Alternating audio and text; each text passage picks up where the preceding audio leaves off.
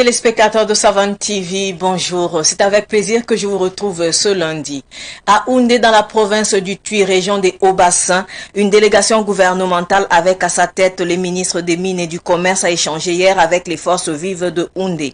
Les chefs coutumiers, les orpailleurs, les organisations de la société civile ont échangé avec la délégation gouvernementale sur la possibilité de disposer des sites d'exploitation minière. La délégation gouvernementale a promis transmettre la doléance au président du Faso. Le couvre-feu de 19h à 5h du matin instauré jeudi dernier pourrait être levé aujourd'hui même à Houndé. Des informations confiées par notre correspondant sur place à Houndé. 2 camions-citernes qui ont quitté la capitale Ouagadougou à destination de Tougouri et Dori ont été détournés aux environs de 10h sur la route nationale 3.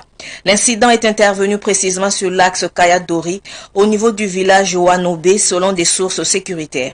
Les mêmes sources indiquent que les 2 citernes contenaient respectivement 45 000 litres d'essence chacune.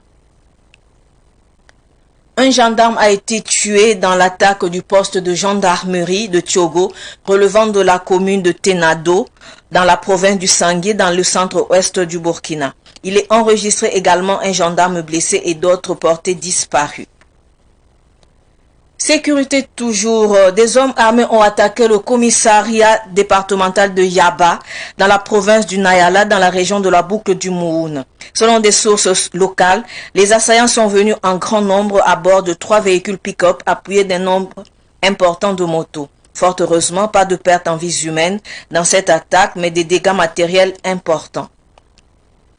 En sport, pour terminer, en football, l'AS Douane est l'équipe vainqueur de la Coupe du Faso Homme édition 2022.